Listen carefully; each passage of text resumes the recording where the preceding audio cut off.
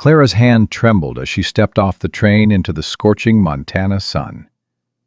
29 years old, widowed, ruined, and now a mail-order bride to a man who wanted nothing but silence from her. She clutched her dead husband's pocket watch, the only thing his family hadn't stolen, and whispered to herself, "You wanted quiet, Mr. Beckett. God help you." Because Clara Jane Whitmore had been quiet once, obedient once, and it had cost her everything. Never again. Before we begin this journey together, I'd love for you to subscribe to my channel and follow Clara's story to the very end. And please, comment below. Tell me which city you're watching from. I'm always amazed to see how far these frontier tales travel. Now, let's ride into Clara's world. The platform at Silver Creek was nothing but warped wood and broken promises. Clara felt it sway beneath her boots as she stepped down from the train, her carpet bag heavy in her grip. 6 other passengers had departed before her. All of them had someone waiting, a wife, a brother, a business partner. Arms opened, names called, laughter exchanged. Clara had a letter, folded so many times the creases had worn thin. 3 sentences that would decide the rest of her life. Miss Whitmore, train arrives Thursday. I will be wearing a brown hat. That was all. No greeting, no pleasantries, no indication that Thomas Beckett possessed a single warm feeling in his entire body. She preferred it that way. "You, Clara?"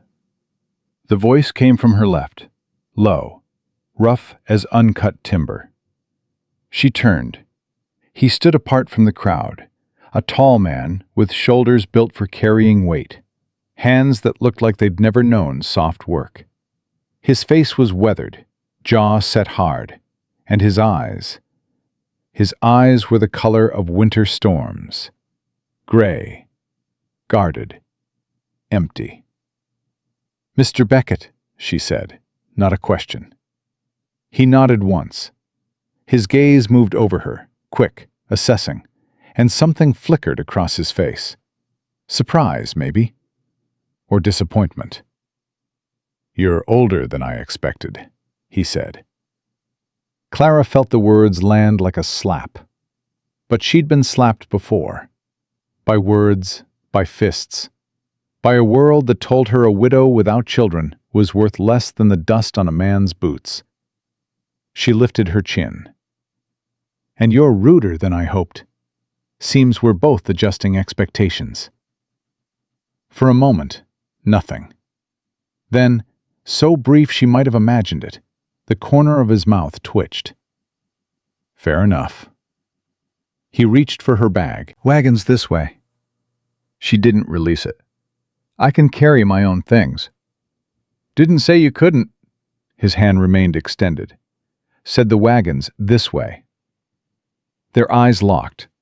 Clara felt something pass between them, a silent negotiation, the first of many. She let go of the bag. Thomas Beckett turned and walked toward a weathered wagon at the edge of the platform. He didn't look back to see if she followed. Clara followed anyway. She'd come too far to turn back now. The wagon seat was hard, the road harder. Dust rose in clouds that coated Clara's traveling dress and turned her dark hair gray at the edges. The sun beat down without mercy, and sweat trickled between her shoulder blades. Thomas hadn't spoken since they'd left town. Clara watched him from the corner of her eye. His hands on the reins were steady, his posture rigid. A man carved from stone. "How far to the ranch?" she finally asked. 8 miles. "And how long have you lived there?" 6 years. "Alone?" His jaw tightened. "Yes." "Why?" The question hung in the air. Thomas's hands flexed on the leather reins. "You always ask this many questions?" "You always answer with this few words?" He shot her a look, sharp, assessing. I told you what I wanted in my letter. A quiet woman. Someone to keep the house, cook meals, mind her own business. You did, Clara agreed. And I told you I was educated, capable, and hard-working. I don't recall promising to be mute. Maybe you should have. Maybe you should have married a fence post. The words escaped before she could stop them. Clara braced for anger. Edward had never tolerated her sharp tongue, and his family had punished her for every careless word. But Thomas Becket did something unexpected. He laughed. It was short, rough, like a door opening after years of rust. Gone almost before it arrived, but real. Fence post can't cook, he said. Neither can I, Clara admitted. Not well, anyway. I'm better with books than biscuits. Then why'd you answer my advertisement? The honest answer sat heavy on her tongue. Because I had nowhere else to go. Because Boston chewed me up and spit me out.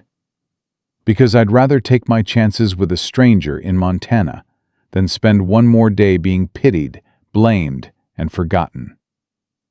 Because I needed a fresh start, she said instead, and you seemed like a man who wouldn't ask too many questions. Thomas grunted. I ain't interested in your past. Good. I'm not interested in sharing it. Another silence fell between them. But this one felt different, less hostile, more considered. There's rules, Thomas said after a while. At the ranch. I assumed there would be. You do the cooking, cleaning, mending. I handle the cattle, the horses, the land. We don't interfere with each other's work. Understood. You don't go into the back room, the one with the locked door. Clara's curiosity sparked, but she kept her face neutral. All right. And you don't ask about my wife. The word hit her like cold water. Wife. You're married? Was. His voice went flat, hard. She's dead. Her and my daughter both. I don't talk about them. Ever. That clear? Clara thought of Edward's pocket watch, still warm against her chest. Thought of the questions people asked. How long were you married? Why no children? What will you do now? Each one a knife, sliving between her ribs. Crystal clear, Mr. Becket. He nodded once. Tom. What? My name, Tom. If we're going to be living under the same roof, might as well use it. All right, Clara hesitated. You can call me Clara. I know your name. I know you know. I'm giving you permission to use it. Another twitch at the corner of his mouth. Almost a smile. You're a strange woman, Clara. You have no idea, Tom. The ranch appeared on the horizon like a mirage. A sturdy log house with a stone chimney, a large barn, and fenced pastures stretching toward the mountains. Despite the heat, the grass was still green near the creek that wound through the property. Clara felt something loosen in her chest. It was beautiful. Isolated, yes. Rough, certainly. But beautiful, in a way Boston's brick buildings and crowded streets had never been. It's lovely, she said softly. Tom glanced at her, something uncertain crossing his face. It's just a ranch. It's a home. He didn't respond, but his hands tightened on the reins. They pulled up to the house, and Clara took in the details. A porch with 2 chairs, windows that looked recently cleaned, flower boxes with nothing planted in them. You cleaned for my arrival, she observed. House was getting dusty. The flower boxes are empty. Never saw the point of flowers. Clara filed that away. A man who cleaned for a stranger, but saw no point in beauty. A man with a locked room and a dead family and eyes like winter storms. What had she gotten herself into? Tom helped her down from the wagon, his hands strong and impersonal on her waist, and carried her bag to the porch. I'll show you around. The inside was simple but well built. A main room with a stone fireplace, a kitchen area with a good stove, a bedroom with a quilt-covered bed. Everything was clean but bare. No pictures on the walls. No personal touches anywhere, except for the locked door at the end of the hall. Clara's eyes lingered on it, and Tom stepped into her line of sight. "Your room's here," he said, gesturing to the bedroom. "I'll sleep in the barn." "The barn?" "Until we're married proper. Reverend comes through next Tuesday. We'll make it official then." Clara blinked. "You mean to say we're not married yet?" "You answered an advertisement. That ain't a wedding." Tom's face was unreadable. I wanted to give you a chance to change your mind. See the place. See me. If you want to go back to Boston, I'll pay for your ticket. The offer should have felt generous. Instead, it felt like a test. "And if I stay?" Then Tuesday, you become Mrs. Beckett, and there's no going back. Clara thought of Boston, the whispers, the pitying looks, the way Edward's mother had looked at her on the day of the funeral. "You killed him. Your barren womb broke his heart."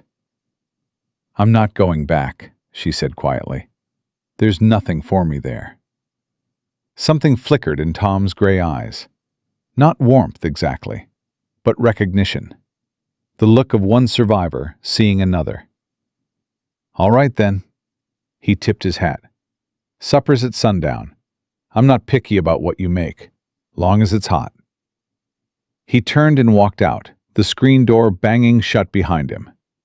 Clara stood alone in the middle of the house that would become her home, listening to the silence settle around her like dust. Supper was a disaster. Clara had found bacon, beans, and cornmeal in the pantry.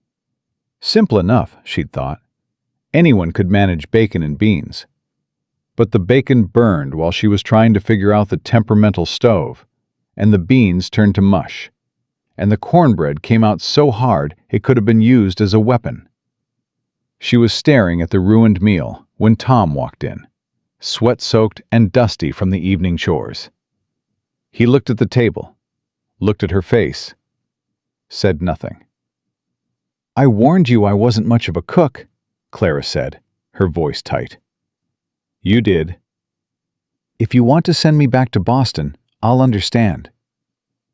Tom pulled out a chair and sat down. He picked up a piece of the burned bacon, bit into it, chewed thoughtfully. "I've had worse." "When?" "War." He said it flatly, without elaboration. But Clara caught the shadow that crossed his face. Old pain, old memories, pushed down deep.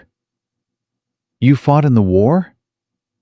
"I said I didn't want to talk about the past." You brought it up. Tom's eyes met hers. For a long moment, they just looked at each other. Two people with histories they didn't want to share, wounds they didn't want to show. "Union," he finally said. "Fought for the Union. My family was Tennessee, Confederate to the bone. They disowned me before I ever fired a shot." Clara absorbed this. A man who'd chosen principle over family, who'd lost everyone who ever mattered to him. "That took courage," she said quietly. "Took stupidity." He reached for the hard cornbread, dunked it in the mushy beans. "Cost me everything I had." "Some things are worth losing everything for." Tom looked at her sharply. "You believe that?" Clara thought of Edward, of the life she'd tried to build, of how it had all crumbled anyway, despite her obedience, her silence, her desperate attempts to be what everyone wanted her to be. "I'm learning to." They ate in silence after that, but it was a different silence than before. Less sharp, more contemplative. Two strangers circling each other, looking for solid ground. After supper, Tom stood and reached for his hat. "I'll be in the barn. You need anything, ring the bell by the door." Tom, he paused. Thank you for giving me a chance to change my mind. Most men wouldn't bother. Something shifted in his face. A crack in the stone, quickly sealed. Get some rest, Clara. Tomorrow I'll show you how to work that stove proper. He was gone before she could respond. Clara cleaned the dishes, banked the fire, and lay down on the quilt-covered bed that smelled of cedar and loneliness. The pocket watch pressed against her chest, warm from her body heat. Edward, she thought, I'm so far from everything you wanted for me. But for the first time in years, that felt like a good thing. Clara woke before dawn, her body still on Boston time. The house was silent, the world outside just beginning to lighten. She dressed quickly, her simplest dress, hair pinned back, and slipped outside. The Montana morning was cool, despite the summer season. The air crisp and clean in a way city air never was. Clara stood on the porch, watching the sun climb over the mountains, painting everything gold and rose. You're up early? She didn't startle. Somehow she'd sensed him there, a shadow moving near the barn. Couldn't sleep. Tom emerged from the darkness, a bucket in each hand. Water needs fetching. Creek's down the hill. I can do that. I know you can. He set the buckets down near the porch. Point is, you don't have to. Not this morning. Clara studied him in the growing light. He looked tired, circles under his eyes, shoulders slightly hunched. She wondered if he'd slept at all. Bad dreams? She asked before she could stop herself. Tom's face went blank. What makes you say that? You look like a man who's been fighting all night. For a moment, she thought he'd shut down completely, walk away without a word. Instead, he said, every night for 10 years. Clara's heart clenched. She knew that feeling, the way grief and guilt tangled together, choking you in the dark hours. They get easier, she said softly. The dreams. Not gone, but easier. You sound like you know. I do. Tom looked at her, really looked, maybe for the first time. Not assessing her usefulness or judging her appearance, just seeing her. Your husband, he said, not a question. Yes. How'd he die? Clara should have reminded him about their agreement. No questions, no pasts. Instead, she said, consumption. Took 2 years to kill him. I nursed him the whole time. Fed him, bathed him, held the basin when he coughed blood. She paused. His family blamed me anyway. Said my failure to give him children weakened his constitution. Said I killed him with my barren womb. Tom's expression didn't change, but something in his posture shifted. Softened, maybe. That's horse shit. The profanity startled a laugh out of her. Yes, it is. You believe them? What they said about you? Clara thought about it. Really thought. I used to, she admitted. Every night for 2 years, I'd lie awake wondering if they were right. If there was something wrong with me. Something broken. And now? Now I know the truth. Clara met his eyes steadily. I'm not broken. I was just married to a family that needed someone to blame. Tom nodded slowly. Takes strength, knowing that. Takes time, and distance, and a train ticket to Montana. Almost, he smiled. Come on, he said, picking up the buckets. I'll show you the creek. Then we'll tackle that stove before you burn down my kitchen. Our kitchen, Clara corrected. If I'm staying. Tom paused, looked back at her. The morning sun caught his face, softening the hard lines, revealing something almost human underneath. Yeah, he said quietly. Our kitchen. The next few days fell into a rhythm. Tom taught Clara the ways of the ranch. Not just the stove, which required specific coaxing to light properly, but the rhythms of the land itself. When to draw water, how to store food in the root cellar, which herbs grew wild along the creek. Clara absorbed it all with a hunger that surprised them both. She asked questions, dozens of them, and Tom found himself answering more than he'd planned. "You learn fast," he said one afternoon, watching her successfully rope a fence post after only an hour of practice. "I had good teachers growing up. My father worked with horses before he died." "He teach you to ride?" "Better than most men," he used to say. Clara coiled the rope, her movements already growing confident. Of course, Boston society thought it was scandalous for a girl to ride astride. I had to pretend I'd forgotten everything. "Why?" "Because that's what good women did. Forgot themselves to fit the mold." Tom was quiet for a moment. "You don't seem like a woman who forgets easy." "I'm not. That was the problem." She said it lightly, but Tom heard the weight underneath. The years of trying to be smaller, quieter, more acceptable. The slow suffocation of everything that made her herself. He understood that weight, carried his own version of it. "Tomorrow," he said abruptly, "I'll take you out to see the herd. If you're going to live here, you should know the land." Clara's face lit up, genuine pleasure, unguarded and sudden. It transformed her features, made her look younger. "I'd like that." Tom looked away quickly, disturbed by how much that smile affected him. "Sunrise," he said gruffly. "Don't be late." Sunday morning dawned hot and still. Clara had been at the ranch 5 days. In 2 more, she would become Mrs. Thomas Beckett. She stood at the kitchen window, watching Tom cross the yard toward the barn, and tried to understand the man she was about to marry. He was kind in his way, gruff, distant, but kind.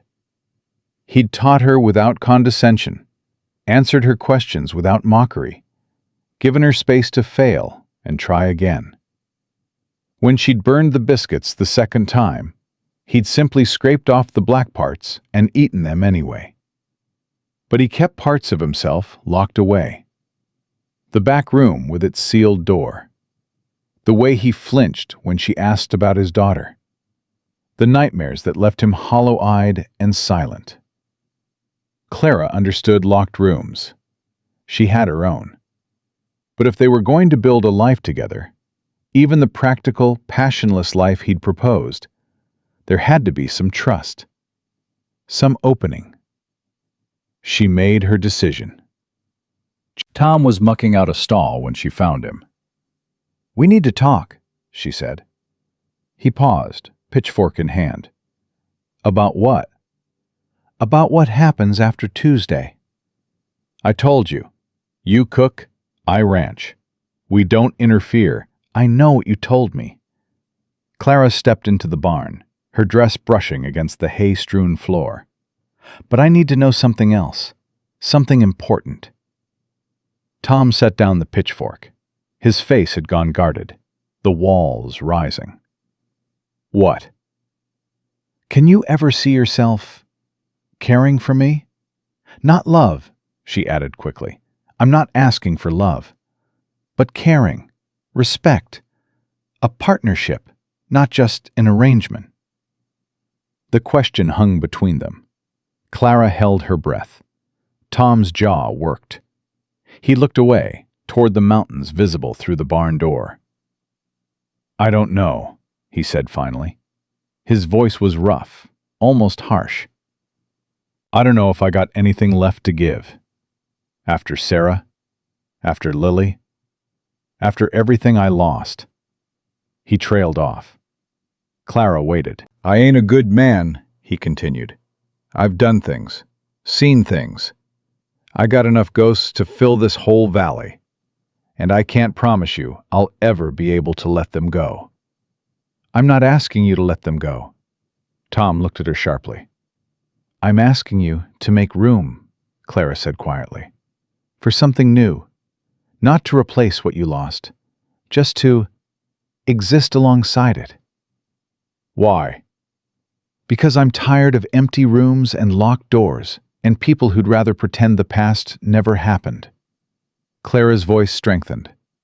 I'm tired of men who want a quiet woman, an obedient woman, a woman who asks nothing and expects less. I answered your advertisement because I had nowhere else to go. But I'm standing here now because I think you're better than you believe you are. Silence. Then Tom did something that shocked them both. He closed the distance between them, 2 steps, maybe 3, and took her face in his rough, work-worn hands. You don't know what you're asking, he said, his voice low. You don't know what's inside me. Then show me. His eyes searched hers, gray storms meeting green fire. Tuesday, he said roughly. After we're married. I'll show you the back room. I'll tell you everything. And if you want to leave after that, I won't stop you. I won't want to leave. You don't know that. No, Clara admitted. But I know myself. And I know that I didn't survive Boston and Edward's death and his family's cruelty just to run from a rancher with a sad past and a locked door. Something cracked in Tom's face. A fault line opening up. You're a stubborn woman, Clara Whitmore. You have no idea, Tom Beckett. His hands dropped from her face. He stepped back. But something had shifted between them. The air charged with possibility. Tuesday, he repeated.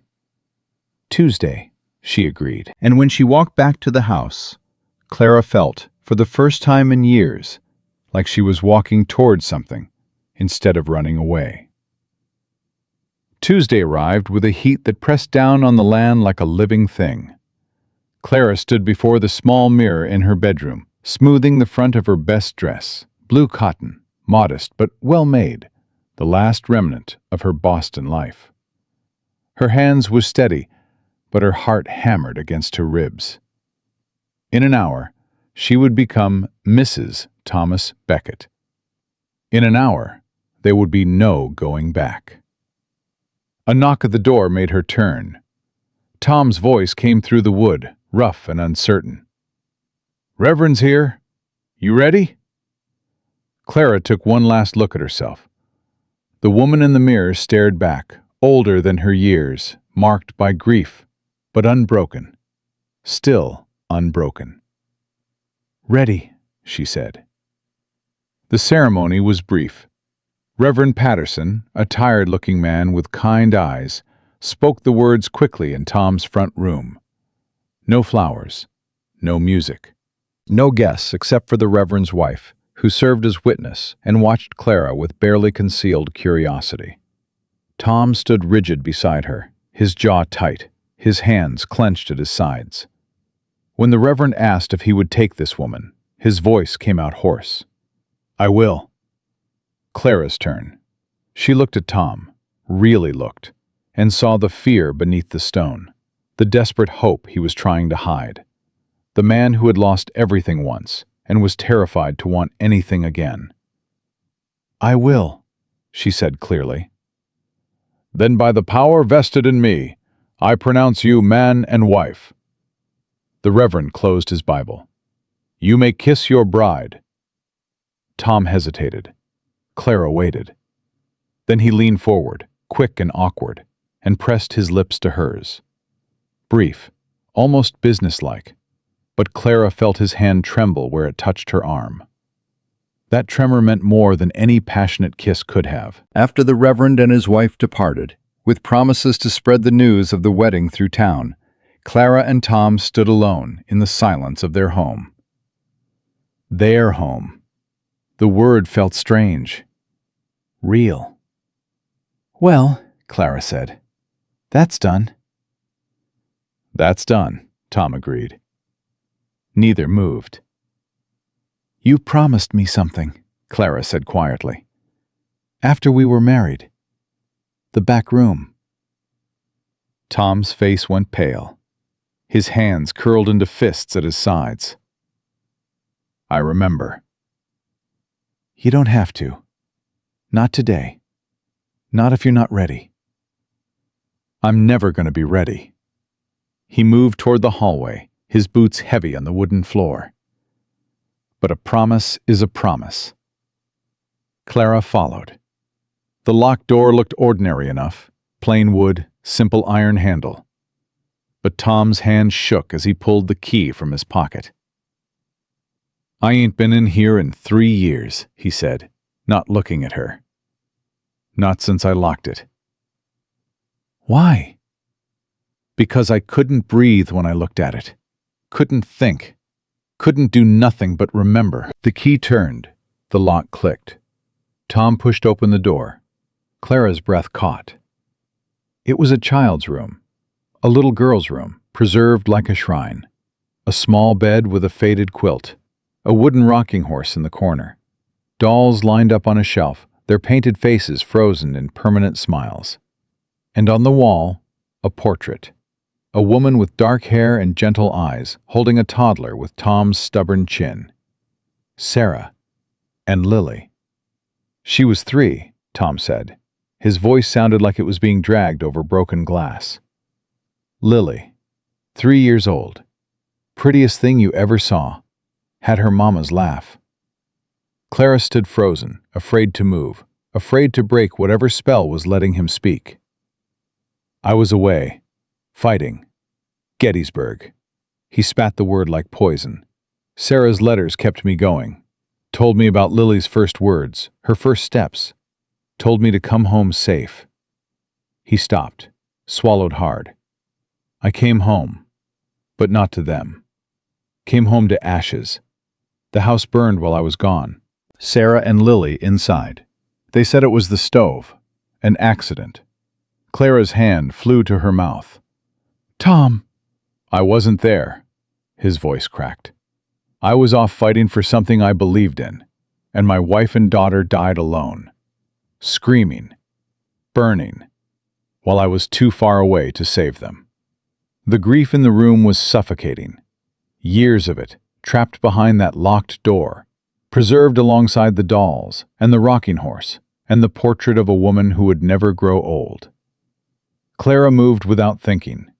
She crossed the room and took Tom's hand, rough, calloused, trembling. It wasn't your fault. Don't. It wasn't your fault, Tom. He tried to pull away, but she held on. You want to know about my husband? Clara said fiercely. Edward was sick for 2 years. 2 years I nursed him, watched him waste away, held his hand while he coughed blood. And when he died, his mother looked me in the eye and said I killed him. Said my barren womb broke his will to live. Tom's eyes snapped to hers. I believed her. For 2 years after his death, I believed every cruel word. Let it eat me alive. Let it make me small and quiet and ashamed. Clara's voice shook with old rage. But you know what I learned? Guilt is a liar. It tells us we could have changed what was never ours to control. You don't understand. I understand perfectly. Clara squeezed his hand hard. You chose to fight for what was right. Sarah would have wanted that. Any wife worth her salt would have wanted her husband to stand for his principles. She's dead because of my principles. She's dead because of a faulty stove. That's all.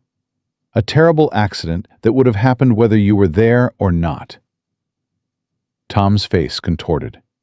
For a moment, Clara thought he would shatter completely, break apart into 1,000 pieces that could never be reassembled. Instead, he pulled her close. It wasn't romantic. It was desperate. The embrace of a drowning man finding solid ground. Clara held him while he shook. Held him while 10 years of locked-away grief finally found its release.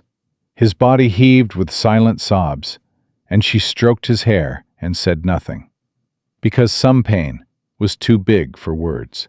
When he finally pulled back, his eyes were red but clearer than she'd ever seen them. I don't deserve you, he said roughly. Probably not, Clara agreed. But you're stuck with me now, so you'd better get used to it. Something shifted in his face, the ghost of a smile, fragile and uncertain. You're a hard woman, Clara Beckett. It was the first time he'd used her married name. The sound of it made her heart squeeze. You have no idea. They stood in the little room, surrounded by ghosts, and for the first time, the ghost didn't feel quite so heavy. 3 days after the wedding, Tom announced they needed supplies from town. Clara had been dreading this moment. She'd seen the way the Reverend's wife had looked at her, the curiosity, the judgment already forming. A mail-order bride, a woman with no past anyone could verify, and a manner too direct for polite society. I can go alone, Tom offered, watching her face. No need for both of us. I'm not hiding. Clara straightened her spine. If I'm going to live in this community, they're going to have to accept me eventually. Might as well start now. Tom's expression flickered with something like admiration. All right then. But Clara, I know. Be polite. Don't cause trouble. That ain't what I was going to say. She waited. I was going to say, don't let them make you feel small. You're better than any of them. Clara stared at him. Tom shifted uncomfortably, like he'd said too much. Come on, he muttered. We're burning daylight. The ride to Silver Creek took an hour. Tom was quiet, but it was a different silence than before. Companionable rather than hostile. Once, when the wagon hit a rut and Clara nearly fell, his hand shot out to steady her. He didn't let go for a long moment. Town was busier than Clara expected. The main street bustled with activity. Women in calico dresses, men in dusty work clothes, children chasing each other between the buildings, and everyone, it seemed, stopped to stare at them. There she is, Clara heard someone whisper. The mail-order bride. Heard she's from back east. Boston, I think. Look at how she holds herself. Too proud by half. Clara kept her chin up. She'd survived worse than small-town gossip. Tom helped her down from the wagon, his hand lingering on her waist. General store first, he said. Then we can— Mr. Beckett! The voice cut through the crowd. A tall man was approaching, well-dressed in a way that stood out among the working folk. His smile was wide, but his eyes were cold. Tom's entire body went rigid. Garrett. So this was Silas Garrett. Clara studied him as he approached. The predatory grace of his movements, the expensive cut of his clothes, the way people stepped aside to let him pass. Heard you got yourself hitched. Garrett's gaze slid to Clara, assessing her like livestock at auction. This the lucky lady? My wife, Clara. Mrs. Beckett. Garrett tipped his hat, but his eyes remained calculating. Welcome to Silver Creek. I'm Silas Garrett. I own most of the land around these parts. Most, Clara noted, but not all. Something flickered in Garrett's face. Not yet. The threat was subtle, but unmistakable. Tom stepped forward, putting himself between Clara and the rancher. We got business to attend to, Garrett. I'm sure you do. Just wanted to welcome your bride properly. Garrett's smile sharpened. And to remind you, my offer still stands. That land of yours, bordering my property, I'd give you a fair price. Not interested. Things change, Beckett. Circumstances shift. Garrett glanced at Clara. Man with a new wife might want security, might want to take his money and start fresh somewhere else. I said not interested. Garrett shrugged, the picture of unconcern. Think about it. No rush. He tipped his hat again to Clara. Ma'am, I'm sure we'll be seeing more of each other. He walked away, and Clara felt the tension slowly drain from Tom's shoulders. That man wants your land, she said quietly. Been wanting it for years. My creek cuts through his property. Without water rights, half his cattle would die. He seems like the type who takes what he wants. He is. Tom's jaw tightened. But I ain't selling. Not to him. Not ever. Clara nodded slowly. Good. Inside the general store, the whispers continued. Women gathered in clusters, watching Clara over bolts of fabric and bins of dry goods. The shopkeeper, a nervous man named Henderson, took their order with obvious discomfort. Anything else, Mrs. Beckett? Before Clara could answer, a sharp voice cut through the store. So you're the one. Clara turned. A woman stood behind her, middle-aged, expensively dressed, with a face that might have been handsome, if not for the permanent sneer carved into it. I'm sorry? Margaret Garrett, Silas's wife. The woman looked Clara up and down with undisguised contempt. I've heard about you. The mail-order bride. The woman who trapped poor Thomas Beckett. I wasn't aware I'd trapped anyone. Weren't you? Margaret's laugh was brittle. A woman your age, answering advertisements, traveling 1,000 miles to marry a stranger? Sounds desperate to me. The store had gone silent. Everyone was watching. Clara felt the old familiar shame trying to rise. The voice in her head that said, keep quiet, don't make trouble, don't draw attention.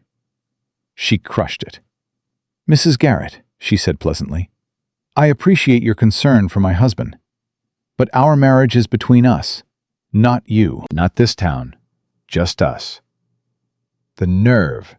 And if you'll excuse me, I have supplies to purchase. I'm sure you have somewhere else to be. Somewhere that actually requires your presence. Margaret's face went purple. Her mouth opened and closed like a landed fish. Behind Clara, she heard a strangled sound. She glanced back to see Tom with his hand over his mouth, clearly fighting a laugh. This isn't over, Margaret hissed. She gathered her skirts and swept out of the store, the door banging behind her. Silence. Then, from the back of the store, a woman's voice. Well, about time someone told her off. Clara turned. A plump woman with kind eyes and gray-streaked hair was smiling at her. Ruth Hensley, the woman said, extending her hand. My husband's the doctor here. I've been wanting to meet the woman brave enough to take on Tom Beckett. Clara shook her hand, surprised by the warmth. Brave or foolish, the jury's still out. Ruth laughed. Aren't they always the same thing? Come have tea with me sometime. I'd love to hear about Boston. I'd like that. Tom appeared at Clara's elbow, his expression caught between amused and worried. You just made an enemy. I already had one. Her husband was first. Margaret Garrett runs this town's social life. She'll make things difficult for you. Clara met his eyes steadily. Then she'd better prepare for a fight. Something sparked in Tom's gaze. Pride, maybe. Or something deeper. Let's go home, he said quietly. Home. The word had never sounded so good. The confrontation with Margaret Garrett rippled through Silver Creek like a stone dropped in still water. By the next morning, everyone had heard some version of the story, most of them wildly exaggerated. Clara heard the whispers when she went to fetch water from the creek. Saw the sidelong glances when Tom took her to church that Sunday. Felt the cold shoulders from women who had been warming up to her before Margaret's declaration of war. Ignore them, Tom said after services, when 3 different women had deliberately turned away from Clara's greeting. They're scared of Margaret. They should be scared of me. Tom actually smiled at that. A real smile, not just a twitch of his lips. It transformed his face, made him look younger, lighter. You're something else, Clara Beckett. I'll take that as a compliment. They were walking back to the wagon when a young man blocked their path. He was well dressed like his father, with the same cold eyes and predatory smile. Mrs. Beckett? He swept off his hat with exaggerated courtesy. I'm Marcus Garrett. I don't believe we've been properly introduced. We haven't, Clara agreed, and I see no need to change that. Marcus's smile flickered. My father mentioned you, said you had spirit. Your father was being polite. Move aside, please. Now, there's no need to be unfriendly. Marcus stepped closer. Too close. I just wanted to welcome you to our little town. Offer my services if you ever need anything. Tom moved so fast Clara barely saw it. One moment Marcus was leering at her. The next, he was pressed against the side of a building with Tom's forearm across his throat. You don't look at my wife, Tom said, his voice deadly quiet. You don't speak to my wife. You don't even think about my wife. Clear? Marcus's face had gone red. His feet kicked uselessly, unable to touch the ground. Clear? Tom repeated. Clear, Marcus gasped. Tom released him. The younger man stumbled, choking, his arrogance replaced by naked fear. Tell your father, Tom said. The Beckett land isn't for sale, and neither is my wife's dignity. He took Clara's arm and led her toward the wagon, leaving Marcus Garrett wheezing against the wall. That was excessive, Clara said quietly. Was it? Absolutely. She paused. Thank you. Tom helped her into the wagon, his hands gentle despite the violence he'd just displayed. Man like Marcus, he doesn't understand words, only force. And his father? Tom's expression darkened. His father understands everything. That's what makes him dangerous. The ride home was quiet, but Clara's mind raced. She'd made enemies of the most powerful family in the territory, alienated the town's social arbiters, painted a target on her back. And she didn't regret any of it. Tom, she said as they neared the ranch, if Garrett comes for your land, for our land, what will you do? Fight?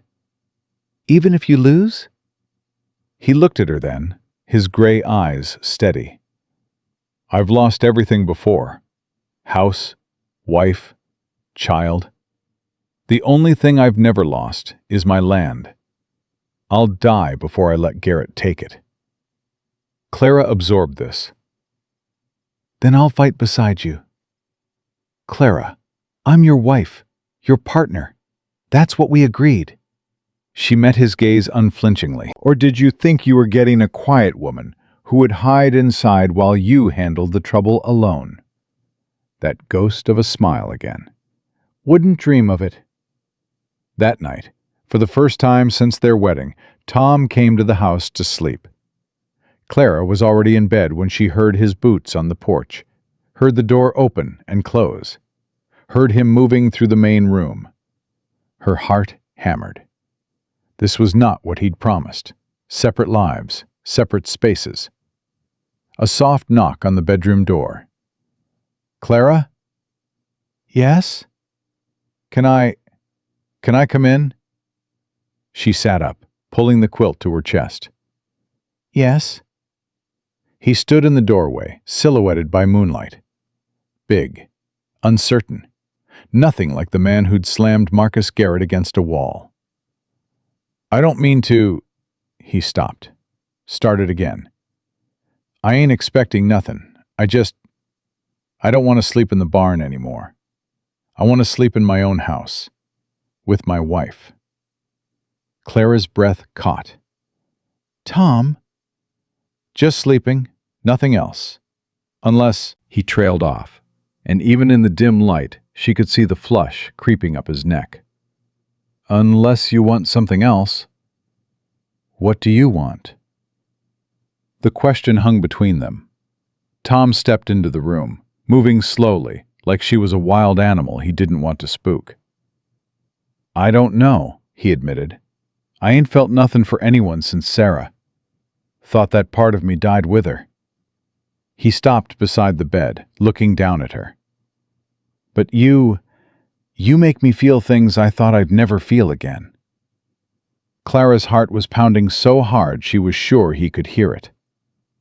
"I feel them too," she whispered. Tom sat on the edge of the bed. His hand reached out, tentative, and brushed a strand of hair from her face. "I ain't good at this," he said quietly. "I'm rough, scarred, carrying 10 years of grief and guilt. I know. I might never be the husband you deserve. Let me decide what I deserve." He looked at her, really looked, and Clara saw the walls crumbling. The fortress he'd built around his heart, stone by stone, over a decade of solitude, finally beginning to fall. "Clara," he breathed. And then he kissed her. Not like before, the brief, awkward kiss at their wedding. This was different, deeper. The kiss of a man who had been dying of thirst and finally found water. Clara pulled him closer, and for the first time in years, she didn't feel alone. They didn't speak much after that. Didn't need to. Their bodies said what words couldn't. Two broken people finding something whole in each other. When Clara finally fell asleep, Tom's arm was wrapped around her, his breath warm against her hair. And the nightmares that had plagued him for 10 years stayed silent for the first night since he could remember. She woke to an empty bed and the smell of coffee. Tom was in the kitchen, attempting to cook breakfast. The bacon was burned, the eggs were runny, and the coffee was strong enough to strip paint. "You let me sleep," Clara said, wrapping a blanket around her shoulders. "You needed it." He didn't turn around, but she could hear the smile in his voice. "Besides, I wanted to try something." "Cooking?" "Figured if you could learn to rope, I could learn to fry an egg." Clara looked at the disaster on the stove. "How's that working out?" "Not well." She laughed, a real laugh, surprised out of her, and moved to stand beside him. Without thinking, she pressed a kiss to his shoulder. Tom went still. "Thank you," Clara said quietly, "for last night." He turned then, his eyes searching hers. "You don't regret it?" "Do you?" "No." The word came out fierce, certain. "I thought I would. Thought I'd wake up feeling like I betrayed Sarah. But I didn't. I just felt—" He struggled for words.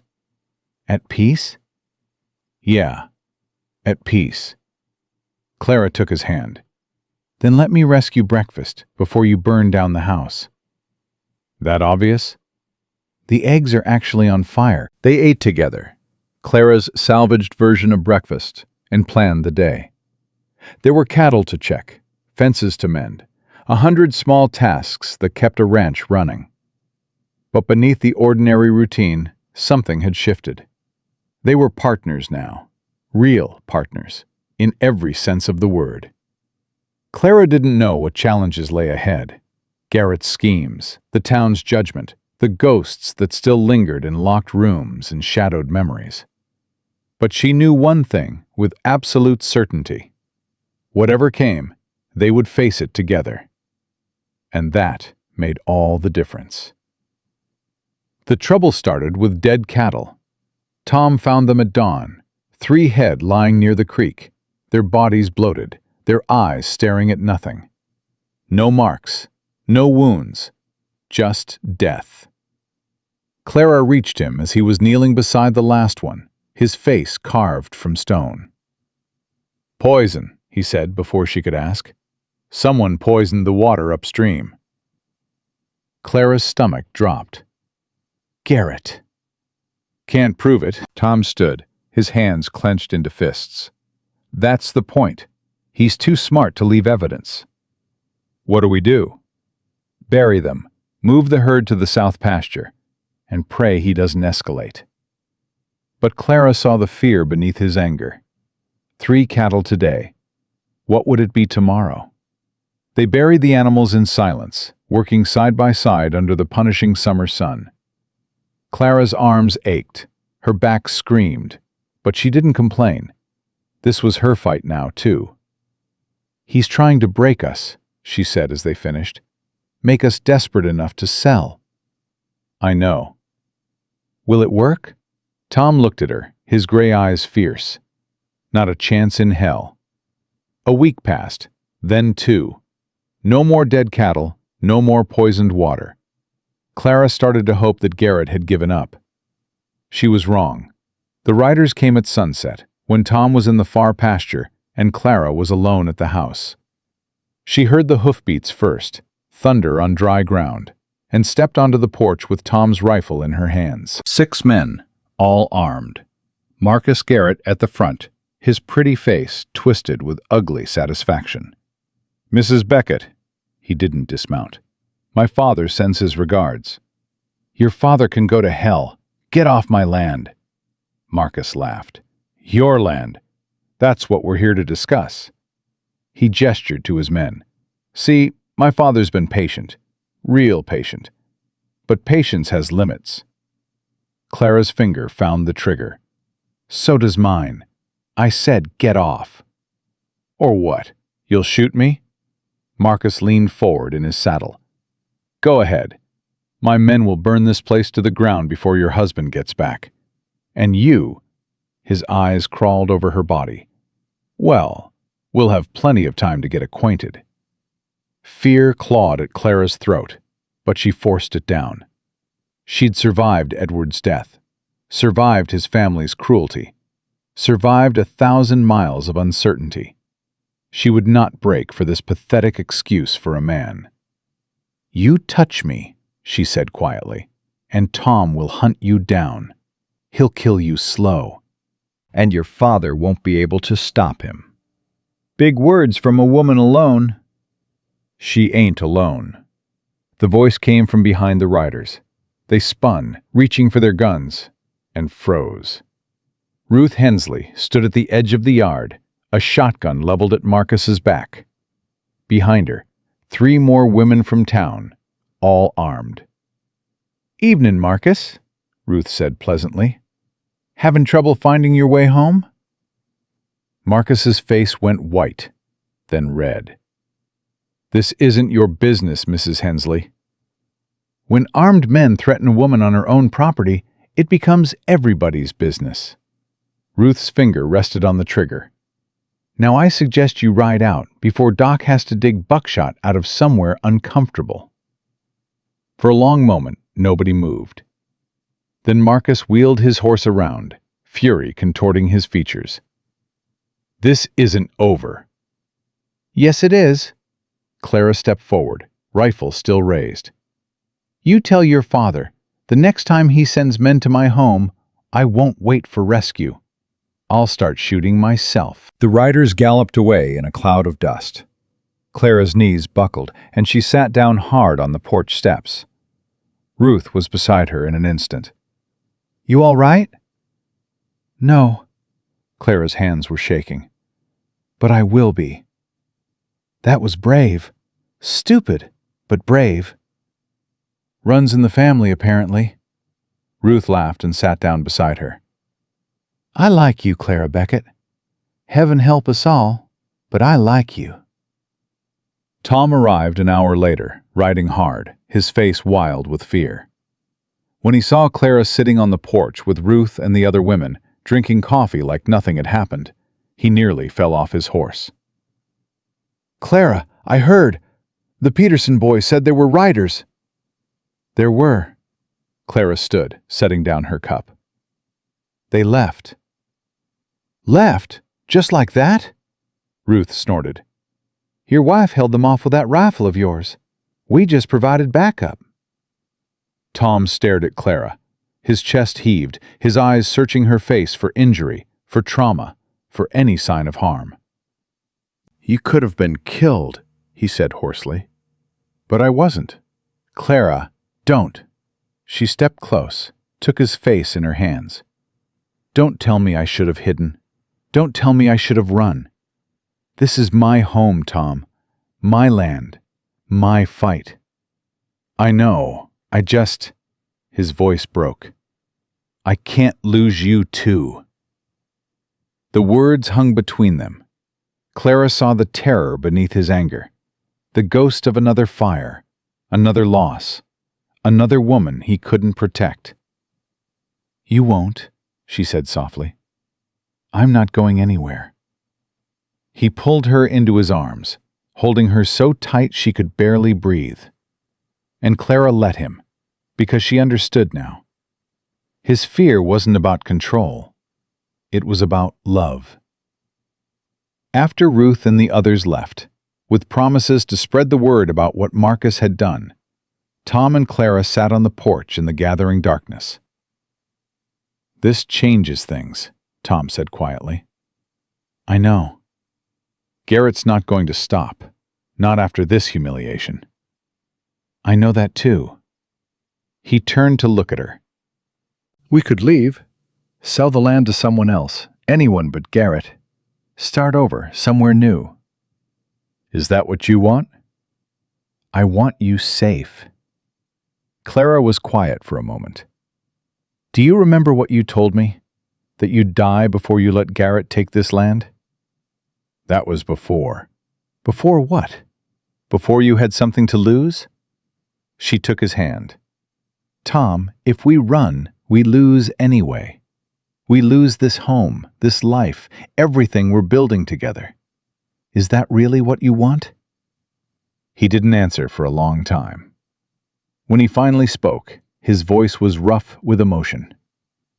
"Sarah used to say I was the most stubborn man in Tennessee.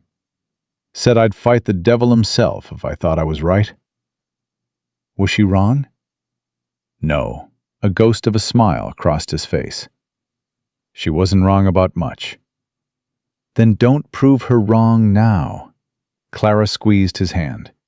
"Fight, Tom. Fight for us." He looked at her, really looked, and Clara saw the decision form in his eyes.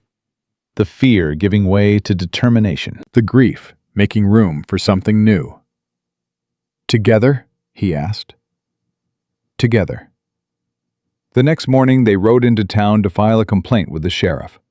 Sheriff Daniels was a weathered man in his 50s, with tired eyes and a permanent stoop. He listened to their story, nodded in all the right places, and promised to look into it. "I appreciate you coming forward, Mrs. Beckett, but I gotta be honest. Without proof, there's not much I can do.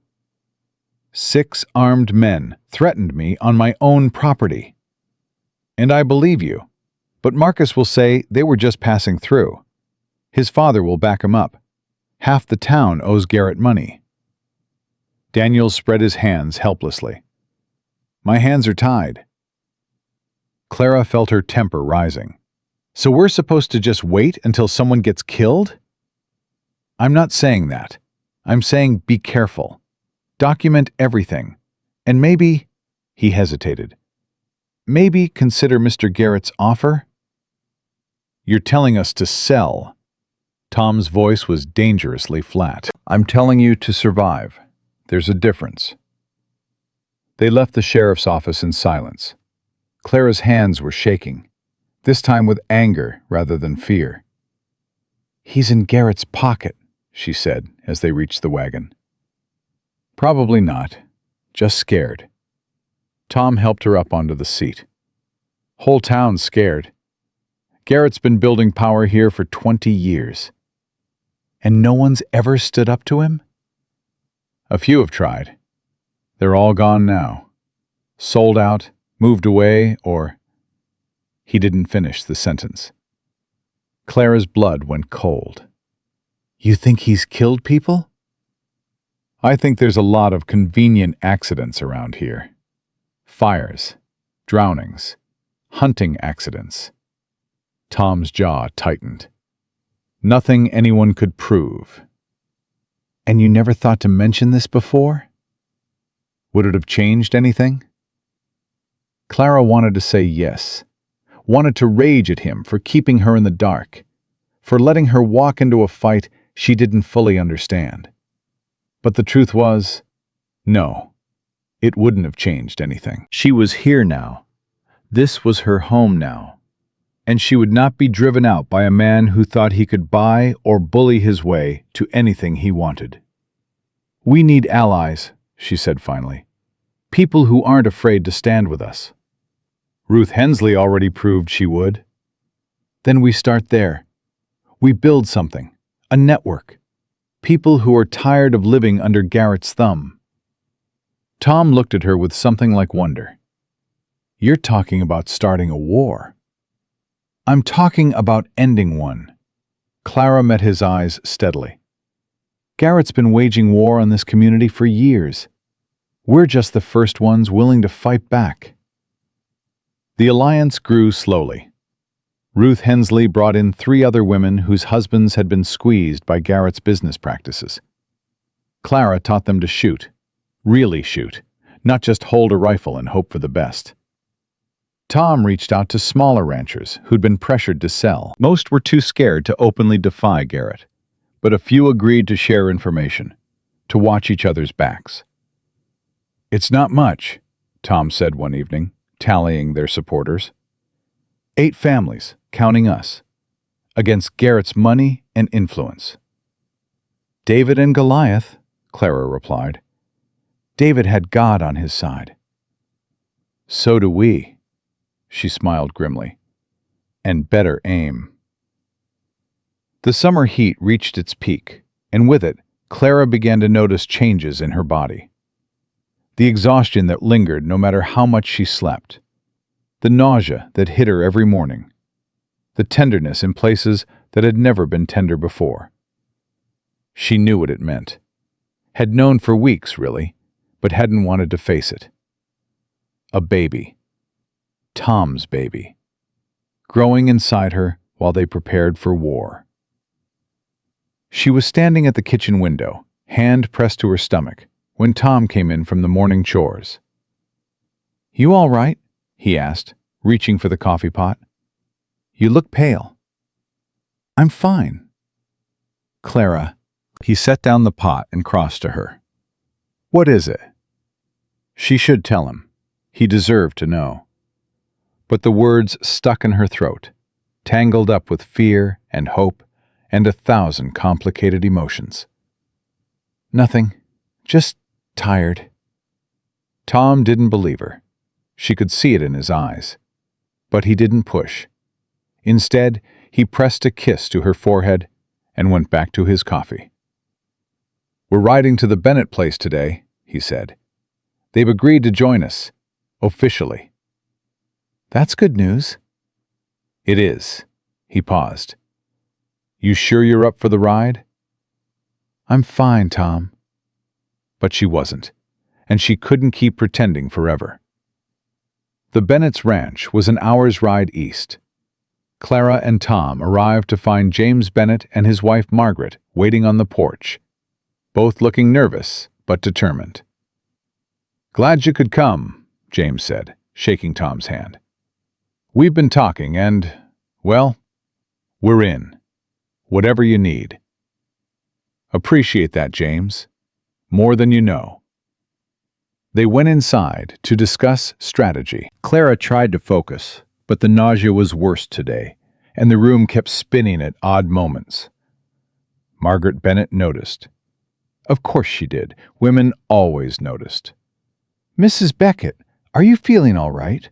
You've gone very pale." "I'm fine. The room tilted. Clara grabbed the edge of the table, but her legs buckled anyway. "Clara!" Tom caught her before she hit the floor. His face swam above her, terrified, his hands cradling her head. "Get some water," Margaret was saying. "James, fetch a cloth." "I'm fine," Clara tried to say, but the words came out slurred. "You're not fine," Tom's voice was ragged. "Clara, what's wrong? Talk to me." She looked up at him, this man she'd married for convenience and learned to love out of necessity, and knew she couldn't hide it anymore. "I'm pregnant." Silence. Tom's face went through a dozen emotions in the space of seconds. Shock, fear, disbelief, and finally something that looked almost like terror. "Pregnant," he repeated. "Yes." "You're sure?" Yes. He released her abruptly, stepping back like she'd burned him. His hands were shaking. Tom, how long have you known? A few weeks. I wasn't certain until... A few weeks, his voice was rising. You've known for weeks and you didn't tell me? I was trying to find the right time. The right time? Clara, we're in the middle of a war with Garrett. You're teaching women to shoot, riding all over the territory, putting yourself in danger every day. He broke off, running his hands through his hair. A baby. Jesus Christ. Clara struggled to sit up. Margaret Bennett helped her, shooting worried glances between her and Tom. Maybe we should give you two a moment, James said quietly. No. Tom's voice was hard.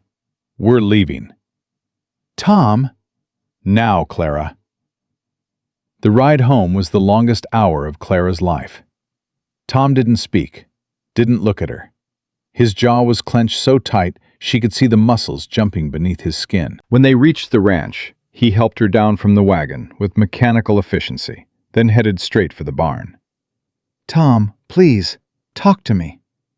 He stopped, his back to her. I can't.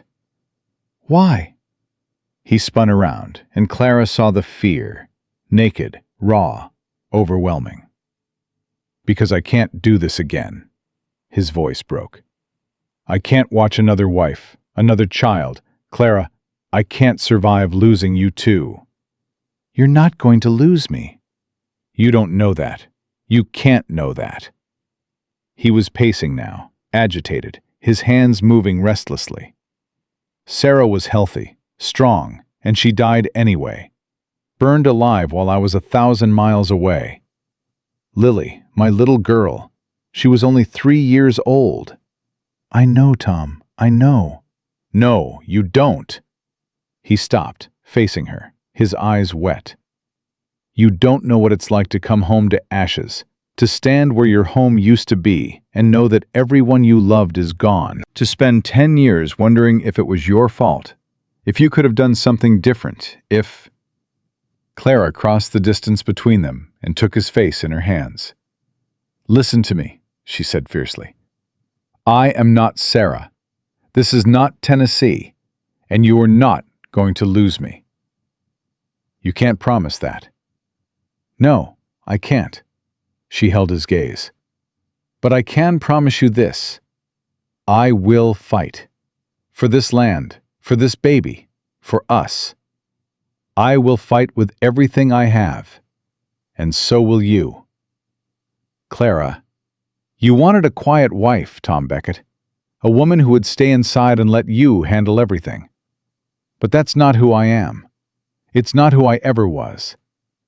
Her voice softened.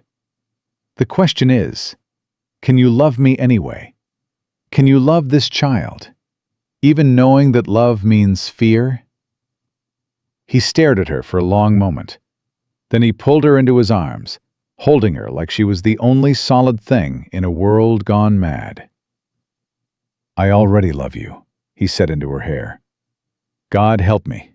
I already love you both. Clara clung to him, tears streaming down her face. They stood like that for a long time, two broken people holding each other together. The attack came 3 nights later. Clara woke to the smell of smoke. Tom! He was already moving, pulling on boots, grabbing his rifle. Through the window, she could see flames licking at the barn roof. Stay inside, he said. Like hell I will. Clara, you're pregnant, and I can still hold a bucket. She was already dressing, her hands steady despite the fear. The animals, Tom. We have to get them out. They ran into the night together. The barn was fully ablaze, the horses screaming in terror. Tom kicked open the stall doors, while Clara grabbed halters, fighting to control the panicked animals. Get them out! I'll handle the others! She was leading the last horse to safety when she saw them.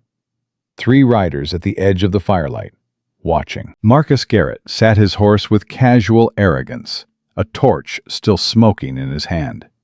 Evening, Mrs. Beckett, he called. Fine night for a fire, don't you think? Clara's blood turned to ice. Tom appeared beside her, rifle raised. Get off my land, Garrett. Or what? You'll shoot me? Marcus laughed. Go ahead. My men will swear I was at the saloon all night, just like they'll swear this fire started on its own. You're a coward. Clara's voice shook with rage. A pathetic, spineless coward who hides behind his father's money. Marcus's smile disappeared. Watch your mouth, bitch. Make me. Clara, Tom started, but Marcus had already dismounted. He strode toward Clara, his face twisted with fury.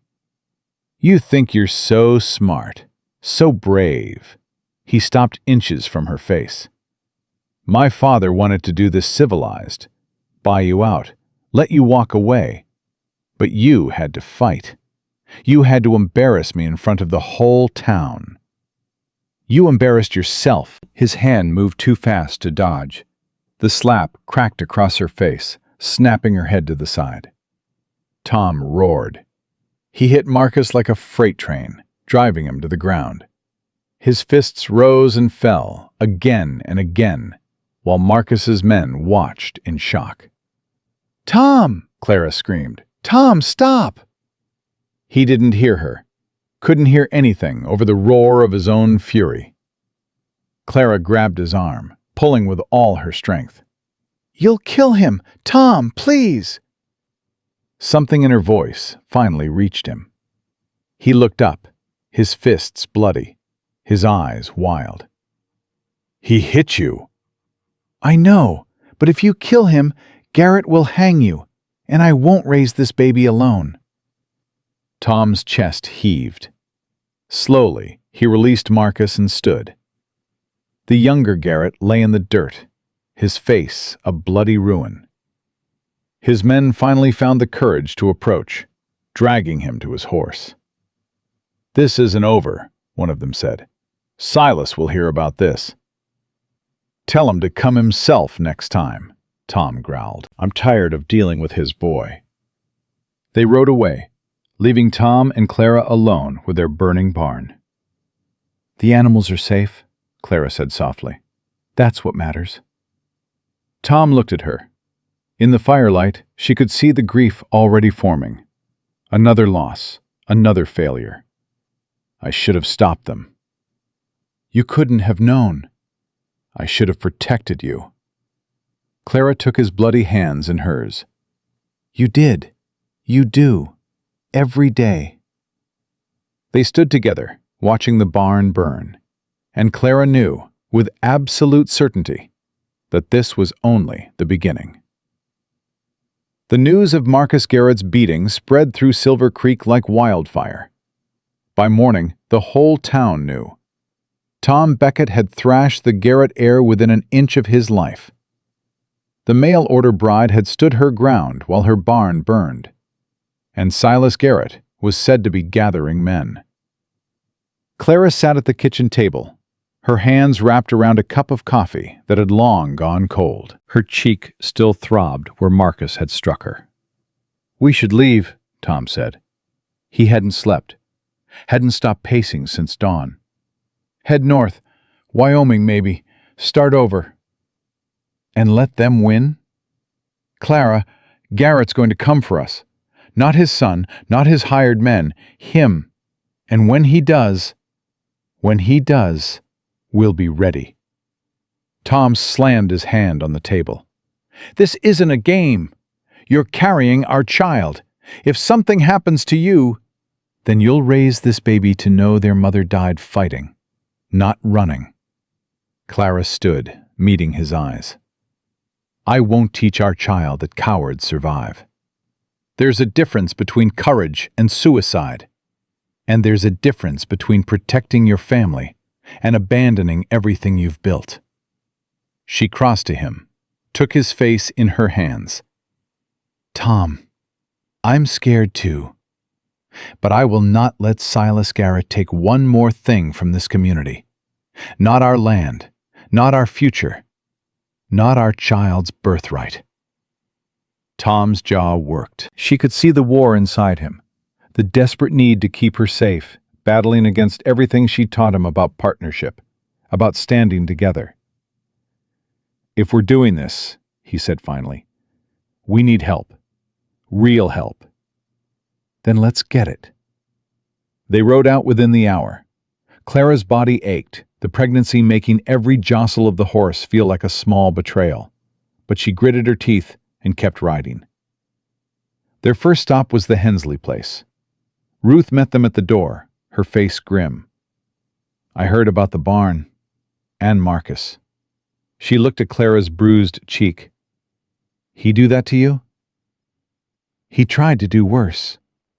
Ruth's eyes hardened. "Come inside. We need to talk." Doc Hensley was in the parlor, packing a medical bag. He looked up when they entered. "I've been summoned to the Garrett Ranch," he said quietly. "Marcus's jaw is broken. 3 ribs cracked. Silas is not pleased." "Is that a warning?" Tom asked. "It's information." Doc Hensley met his eyes. "Silas has sent riders to every ranch he owns. He's calling in every man who owes him money, every worker on his payroll.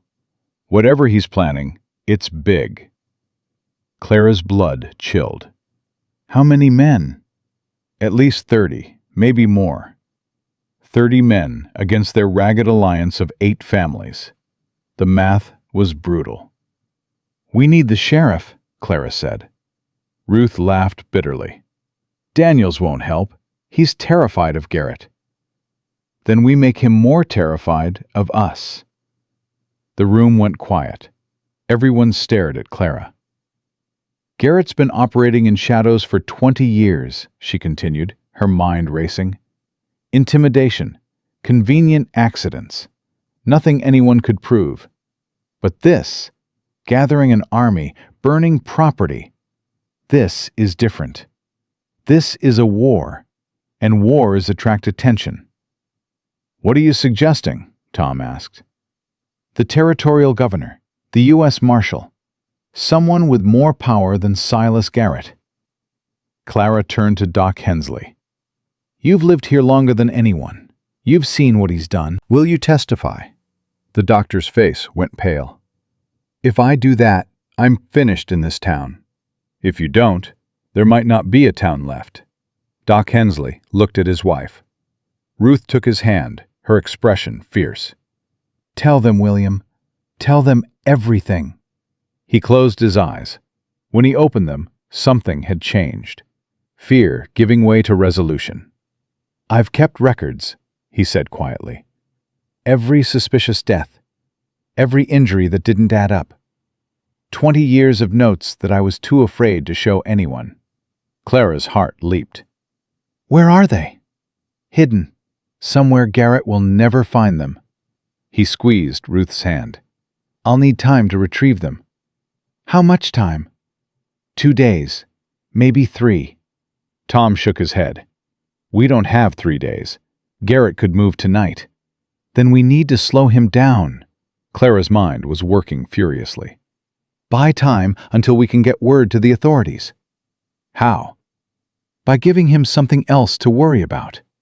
The plan was desperate, reckless, exactly the kind of thing Clara's Boston family would have called unladylike. She loved it. The alliance split into teams. Tom rode north to warn the outlying ranches, carrying a message that would spread through the territory like wildfire. Silas Garrett was making his move, and anyone who wanted to stop him needed to stand now. Clara rode south with Ruth and 3 other women. Their destination? The Garrett Ranch itself. "This is insane," Ruth said as they approached the property line. "We're riding straight into the lion's den." "We're riding to see Margaret Garrett." Clara kept her voice steady, though her heart was hammering. Woman to woman. "Margaret hates you." "Margaret hates what I represent. But she's still a mother. And Marcus is lying in bed with a broken jaw because of his father's obsession." The Garrett Ranch sprawled before them, massive, intimidating, built on the backs of everyone Silas had crushed over the years. Armed men watched from the gates, hands on their weapons. "State your business," one of them called. "I'm here to see Mrs. Garrett," Clara replied. "Tell her Clara Beckett is calling. Tell her it's about her son." The man hesitated, then sent a rider toward the main house. Minutes crawled by. Clara felt the other women's fear, their doubt. She couldn't blame them. This was madness. The rider returned. "Mrs. Garrett will see you. Alone." "Clara," Ruth started. "Wait here. If I'm not out in an hour, ride for Tom." She dismounted and walked through the gates, feeling the eyes of a dozen armed men on her back. Margaret Garrett received her in a parlor that dripped with wealth. The older woman sat rigid in a velvet chair, her face a mask of contempt. "You have nerve coming here." "I have desperation, Mrs. Garrett. There's a difference." "My son is lying upstairs with his face beaten to pulp because of your husband." "Your son put his hands on me. He burned our barn." "He threatened to do far worse." Clara didn't sit. Margaret hadn't offered. "I'm not here to apologize." "Then why are you here?" "Because your husband is about to start a war. A real one. With real blood and real bodies." Clara stepped forward. "And when the territorial authorities find out, when the marshals come, it won't matter how much money Silas has. They'll hang him for what he's done." Margaret's mask cracked, just slightly. "You're bluffing." "Am I? Doc Hensley has 20 years of records. Every death, every disappearance, every convenient accident. He's ready to testify." "William would never—" "William is tired of being afraid. We all are." Clara's voice hardened. "Your husband has terrorized this community for 2 decades. He's poisoned cattle, burned buildings, driven families from their homes. And everyone has looked the other way because they were too scared to fight back. But that ends now." Margaret's hands twisted in her lap. "What do you want?" "I want you to stop this. Talk to your husband. Convince him to stand down." "You think I have that kind of influence over Silas?" "I think you're the only person in the world he might actually listen to." Clara softened her voice. "Margaret, I know we're not friends. I know you think I'm common, improper, everything a woman shouldn't be. But I also know you love your son. And if this war happens, Marcus will be right in the middle of it. Beaten or not, he'll fight. Because that's what sons do for their fathers." Margaret's face spasmed. For a moment, Clara saw something human beneath the ice. A mother's fear, raw and primal. "And if my husband refuses?" "Then people will die, on both sides, and your family will never recover." Silence stretched between them. Clara could hear her own heartbeat, loud as thunder. "Get out," Margaret said finally. "Mrs. Garrett, I said get out." But her voice had lost its venom. She looked old suddenly. Tired. "I need to think." Clara nodded slowly. "Whatever you decide, decide quickly. Your husband's men are gathering. By tomorrow, it'll be too late." She turned and walked out, her legs trembling with every step. The women were waiting outside the gates, their faces tight with worry. "Well?" Ruth demanded. "I don't know." Clara mounted her horse, her hands shaking. "I honestly don't know." That night, Clara and Tom sat together on their porch, watching the stars appear one by one. The ruins of the barn stood silhouetted against the fading light. "Margaret's a long shot," Tom said quietly. "I know. Even if she tries, Silas might not listen." "I know that too." He turned to look at her. Why did you do it? Risk yourself like that? Because someone had to try the impossible. Clara rested her hand on her stomach, still flat, but harboring a whole future. This baby deserves a world where bullies don't always win, where good people can stand up without being destroyed. If I have to take risks to build that world, then that's what I'll do. Tom was quiet for a long moment. Then he reached over and took her hand. I used to think courage meant not being afraid, he said. Sarah taught me different. She said real courage is being terrified and doing it anyway. She sounds like a wise woman. She was. His voice caught. She would have liked you, Clara. She would have said you were exactly what I needed. Clara squeezed his hand. I hope I can live up to that. You already have. They sat in silence as the last light faded, two people carved from loss and loneliness, finding something new in each other's arms. The attack came at dawn. Clara woke to shouting. Tom was already at the window, rifle in hand. How many? She asked, throwing off the covers. Too many. Get dressed. Now. She pulled on clothes with shaking hands. Through the window she could see riders, dozens of them, fanning out to surround the property. They're not shooting, Tom said, his voice confused. They're just waiting. A single rider broke from the group, approaching the house with a white flag raised. Tom Beckett! The voice was Silas Garrett's, commanding, cold. Come out. Let's end this like men. Tom looked at Clara. She saw the resignation in his eyes. Don't, she whispered. If I don't, they'll burn us out. You and the baby. If you go out there, he'll kill you. Maybe.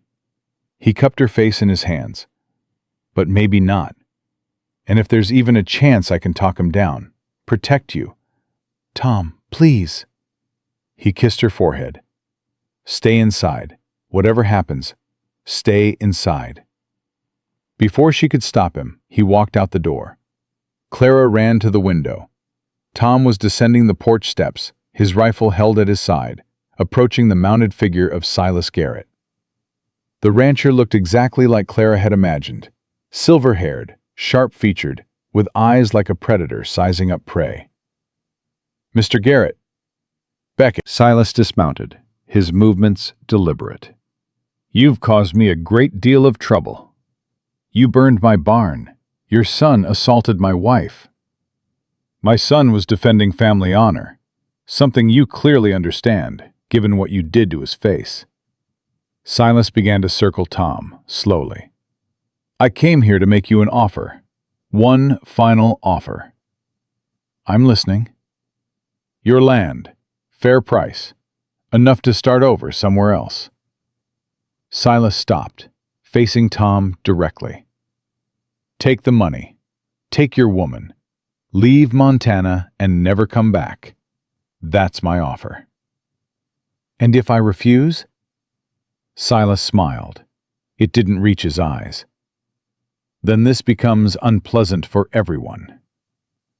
Clara held her breath. She could see Tom's shoulders tense, see the battle playing out across his face. The temptation to give in, to protect her and the baby at any cost. No. Silas blinked. What? I said no. Tom's voice was steady. I'm not selling. Not to you. Not ever. You'd die for a piece of dirt? I'd die for my home. For my wife. For the right to live without a boot on my neck. Tom stepped forward. You've been pushing people around for 20 years, Garrett. Buying what you couldn't steal. Destroying what you couldn't buy. But it ends here. With me. Silas's mask of civility slipped. Beneath it was something ugly. Rage, barely controlled. You think you can defy me? You're nothing. A broken-down soldier with a mail-order bride and a burned barn. I'll crush you like I've crushed everyone else. Maybe, but I won't make it easy. For a moment, Clara thought Silas would draw his gun right there, His hand twitched toward his holster. Then another sound cut through the tension. Hoofbeats, many of them, coming from the east. Everyone turned. A column of riders was approaching. Not Garrett's men, but others. Clara recognized James Bennett at the front, and beside him, a man in a badge. Not Sheriff Daniels. This badge was different, larger, more official. "U.S. Marshal," the man called out. "Nobody move!" Clara's legs nearly gave way with relief. The marshal dismounted, his eyes sweeping the scene. Garrett's army, the burned barn, the two men facing each other. "Silas Garrett?" The rancher's face had gone pale. "Who's askin'?" "Marshal Thomas Reeves. I've got questions about some suspicious deaths in this territory. You're going to answer them." "This is private property, a private matter." "Not anymore." The marshal produced a folded paper. "I've got testimony from Dr. William Hensley, 20 years of records, and a telegram from the territorial governor authorizing my investigation." Clara stepped onto the porch, her heart pounding. The marshal's eyes found her. "Mrs. Beckett?" "Yes?" "Your husband sent word through James Bennett here. Said you needed help." The marshal almost smiled. "Seems like you folks have been busy." Silas Garrett's face twisted with fury. He spun toward Tom. "You did this. You and that bitch wife of yours." "Careful." The marshal's hand went to his gun. "That's no way to talk about a lady." Garrett's men shifted uneasily. Without their leader's confidence, their enthusiasm was visibly waning. Some were already edging their horses backward. "This isn't over," Silas growled. "Actually, I think it is." The marshal stepped forward. "You're coming with me, Mr. Garrett. We've got a lot to discuss." Clara watched as two deputies moved to flank the rancher. For a moment, one terrible moment, she thought Silas would fight. His hand hovered near his gun, his eyes calculating the odds. Then Margaret Garrett's voice rang out. "Silas, don't." Everyone turned. Margaret sat in a carriage at the edge of the crowd, her face pale but determined. "It's over, husband. Let it go." "Margaret, I sent for the marshal." Her voice broke. "I couldn't watch you destroy yourself, destroy our son, destroy everything we've built." Silas stared at his wife like he'd never seen her before. "You betrayed me." "I saved you." Tears streamed down Margaret's face. "From yourself, from what you were becoming. This obsession, this need to own everything, control everyone. It was killing you, Silas. Killing all of us." The rancher seemed to shrink before their eyes. The predator becoming prey. The tyrant facing his own reckoning. "Take him," the marshal said quietly. They led Silas Garrett away in handcuffs. His men dispersed like smoke, suddenly finding urgent business elsewhere. And Clara stood on her porch, watching the man who had terrorized this community for 2 decades, finally brought to justice. Tom appeared beside her, his arms sliding around her waist. "It's over," he said, wonder in his voice. "It's actually over." "For now," Clara leaned into him. "There'll be a trial. Margaret might change her mind. The testimony might not hold. But today we won." She looked up at him, tears in her eyes. "Today, the impossible happened." He kissed her then, right there on the porch with half the town watching. And Clara kissed him back, pouring everything she felt into that moment. Relief, love, hope, and the wild, fierce joy of survival. When they finally broke apart, Ruth Hensley was approaching the porch with a wide grin. "Well, Clara Beckett, you did it! You actually did it!" "We did it. All of us." "Sure, but it was your idea." Ruth's eyes sparkled with mischief. "The women are already talking. They want to make you president of the Ladies' Aid Society." Clara laughed, a real laugh, surprised out of her. "God help them all." "That's what I said." Ruth pulled her into a hug. "Welcome to Silver Creek, honey. You belong here now." The words hit Clara harder than she expected. Belong. She'd spent so long not belonging. Not in Edward's family, not in Boston society, not anywhere. But here, on this land she'd fought for, with these people who had stood beside her, here, she finally belonged. The trial of Silas Garrett stretched over 2 weeks. Doc Hensley's testimony was damning. Case after case of suspicious deaths, convenient accidents, intimidation tactics that had gone unchecked for years. Clara testified too, describing the burned barn, Marcus's assault, the threats and harassment. She stood in that courtroom with her chin high and her voice steady, refusing to be intimidated. "Mrs. Beckett," the prosecutor asked, "why didn't you simply sell your land and leave? Surely that would have been the safer choice." Safer maybe, but not right. Clara looked at the jury. 12 men, weathered ranchers and shopkeepers. Men who had lived under Garrett's shadow. Every person in this room knows what it's like to be afraid, to keep your head down and hope the trouble passes you by. But silence is how tyrants win. They count on good people staying quiet, staying small, staying scared. She paused, letting the words land. "I came to Montana with nothing. No family, no fortune, no future. All I had was my own 2 hands and a stubborn streak a mile wide. And I found something here I never expected. A home, a community, people worth fighting for." Her voice strengthened. "I wasn't willing to let one man's greed destroy that, and I hope you aren't either." The jury deliberated for 3 hours. Guilty on all counts. Tom was waiting outside the courthouse when the verdict was announced. He swept Clara into his arms, lifting her off her feet. "You did it! Stop saying that!" But she was laughing, crying, clinging to him. "I just talked. Other people did the hard work." "You gave them the courage to try." He set her down, his hands cradling her face. "Clara Beckett, you are the most remarkable woman I have ever known."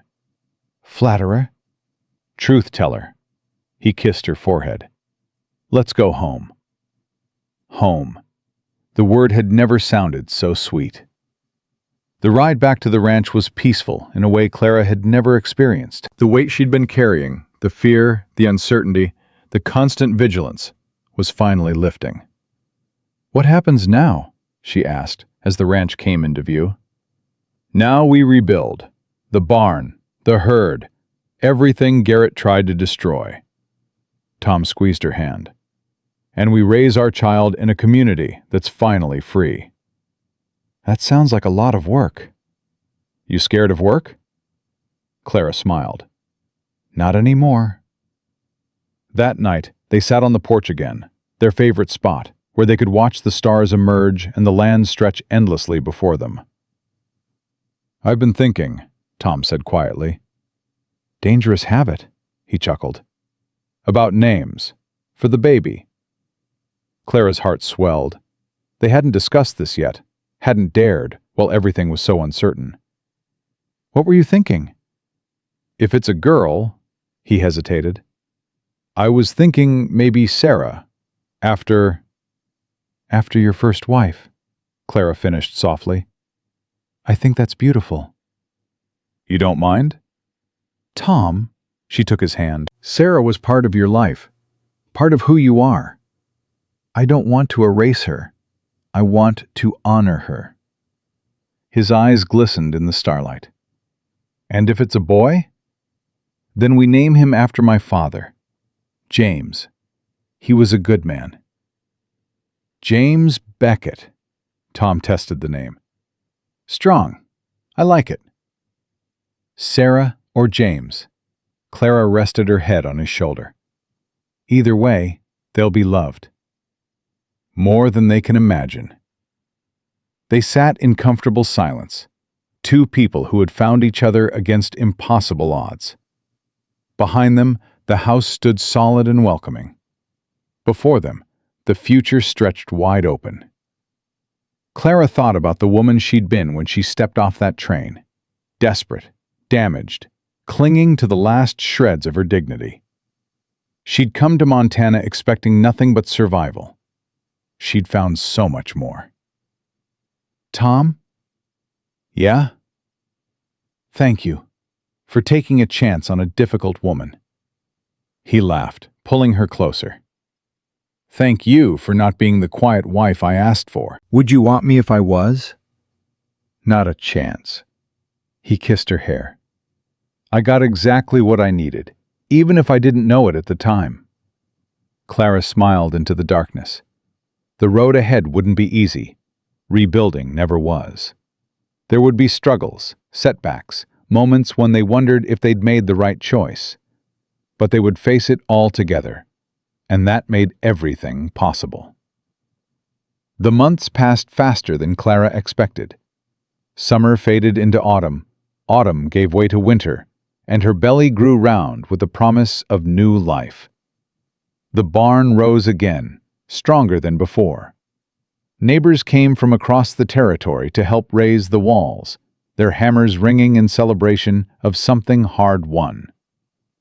Ruth Hensley brought food. The Bennett family brought lumber.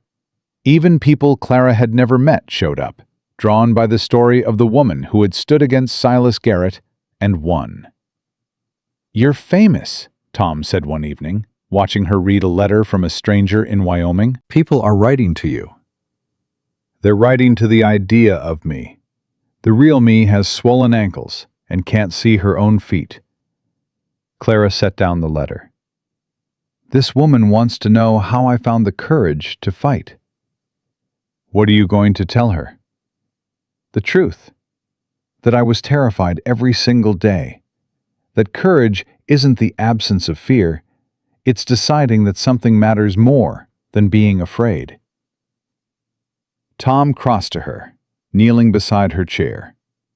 His hands found her belly, feeling for the movement that had become their nightly ritual. "There." Clara guided his palm to the right spot. "Feel that?" The baby kicked against his hand. Tom's face transformed. Wonder, love, and a flicker of the old fear, all tangled together. "Strong," he said quietly. "Like their father. Like their mother." He looked up at her. "Clara, I need to tell you something." Her heart stuttered. "What's wrong?" "Nothing's wrong. It's just—" He struggled with the words. "I've been scared. This whole time. Scared that something would go wrong. That I'd lose you like I lost Sarah. That happiness was something I didn't deserve." "Tom, let me finish." He took her hands. "But watching you these past months, the way you've faced everything, the way you've built something from nothing, I realized something.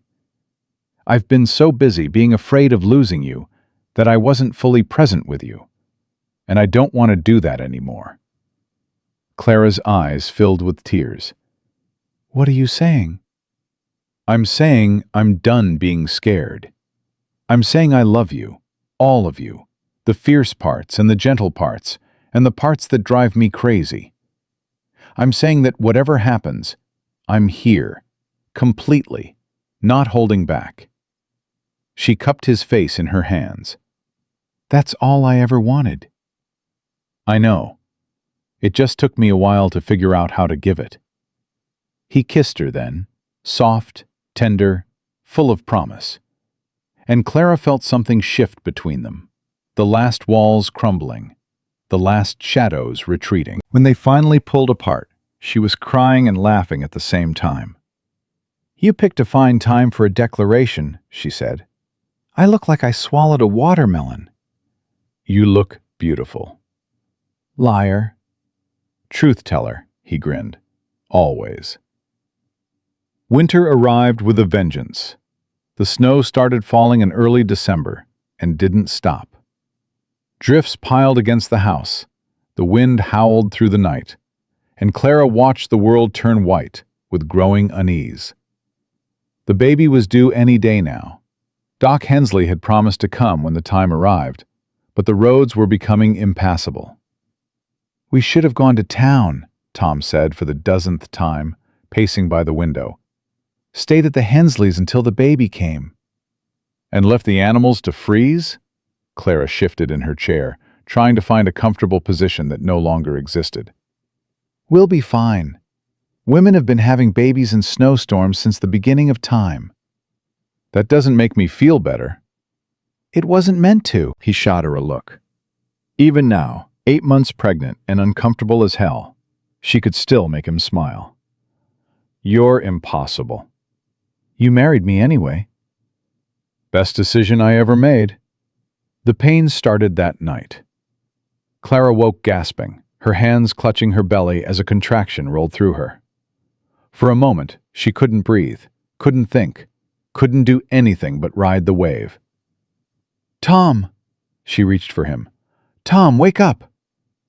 He was alert instantly, years of soldier instincts kicking in. "What is it? What's wrong?" "The baby." Another contraction hit, stronger than the first. "It's coming." "Now? In this?" The wind was screaming outside, the storm at its peak. "Babies don't check the weather." Tom scrambled out of bed, lighting lamps, stoking the fire, his movements jerky with barely controlled panic. "I'll try to get to town. Fetch Doc Hensley." "You'll die in that storm." Clara grabbed his arm. "Tom, look at me. You can't leave. I need you here. But you need a doctor." "I need my husband." She gripped his hand as another contraction seized her. "We faced worse than this. We can do this together." Tom looked at her, his wife, his partner, the woman who had changed everything, and nodded slowly. "Together," he said. "Tell me what to do." The hours blurred into a haze of pain and determination. Tom followed Clara's instructions, boiling water, gathering clean cloths, trying to remember everything Doc Hensley had told him about emergency births. His hands shook, but his voice stayed steady, talking her through each contraction, holding her when she needed to be held. "You're doing great," he said, wiping her forehead with a cool cloth. "You're so strong, Clara.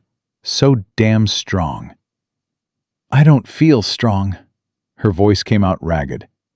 "I feel like I'm being torn apart." "You're bringing our child into the world. There's nothing stronger than that." Dawn came slowly, gray light filtering through the frost-covered windows. The storm had finally begun to ease, but Clara barely noticed. Her world had narrowed to the rhythm of contractions, the sound of Tom's voice, the desperate push toward bringing this baby into the light. "Something's wrong," she gasped the words between pains. "It's taking too long." "You're doing fine. Tom, listen to me." She grabbed his shirt, pulling him close. "If something happens to me, nothing's going to happen. If something happens, you save the baby. Promise me." "Clara, promise me." He looked at her, and she saw the terror in his eyes, the old wound ripping open, the nightmare of losing another wife, another child. "I promise," he said hoarsely. "But I'm not going to have to keep that promise. You hear me? You're going to be fine. You're both going to be fine." Clara wanted to believe him. God, she wanted to believe him. But the pain was overwhelming now, and she could feel her strength fading. "I'm tired," she whispered. "So tired." "I know. But you can't give up. Not now. Not when we're so close." Tom's voice cracked. "Clara, please, don't leave me. I can't do this without you." Something in his desperation reached her. She thought of everything they'd survived. The fire, Garrett, the trial, the long months of building something from nothing. She thought of the child waiting to be born, the future waiting to be claimed. She was not going to die in this bed, not today. "Help me up," she said. "What?" "Help me up. I need to move." Tom supported her as she struggled to her feet. Walking helped. She remembered that now. Something her mother had told her years ago. Keep moving. Let gravity help. They paced the small bedroom together, Clara leaning on Tom, stopping when the contractions hit, then moving again. Minutes stretched into eternities. And then, finally, something changed. "It's time." Clara could feel it, the irresistible urge to push. "Tom, it's time." He helped her back to the bed, positioning himself to catch the baby. His face was pale, his hands trembling, but his eyes never left hers. "I've got you," he said. "We've got this." Clara bore down with everything she had left. The pain was blinding, all-consuming. She screamed, couldn't help it, and pushed again. And again, each effort draining more of her strength, each moment bringing them closer to the end. "I can see the head." Tom's voice was thick with emotion. "Clara, I can see our baby. One more push. One more." She gathered every ounce of will she possessed and pushed. The world exploded into sound.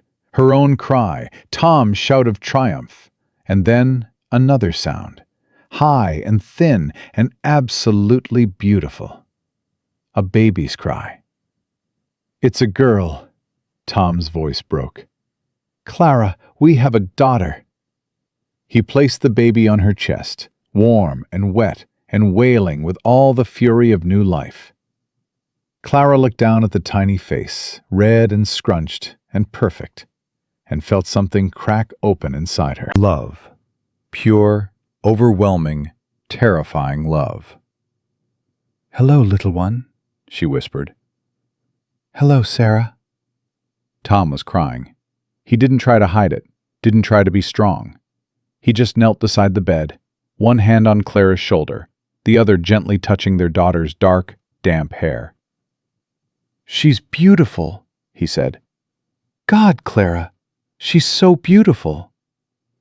"She looks like you." "Poor kid." Clara laughed, a weak, exhausted sound, and reached for his hand. "We did it." "You did it. I just caught." "Team effort." Her eyes were heavy, exhaustion pulling her towards sleep. "We're good at those." Tom climbed onto the bed beside her, wrapping his arms around both of them, his wife and his daughter, his family, his future. "Rest," he said softly. "I'll keep watch." "You always do." Clara closed her eyes, her daughter warm against her chest, her husband solid beside her. Outside, the storm had faded to silence. Inside, 3 hearts beat in a rhythm that felt like home. Doc Hensley arrived that afternoon, fighting his way through the snowdrifts, with Ruth close behind. "I came as fast as I could," he said, bursting through the door. "The storm, I couldn't—" He stopped when he saw Clara sitting up in bed, the baby nursing peacefully at her breast. "Well, looks like you didn't need me after all." "Tom delivered her." Clara smiled at her husband, who was hovering protectively nearby. "He was wonderful." "I was terrified." "Same thing, sometimes."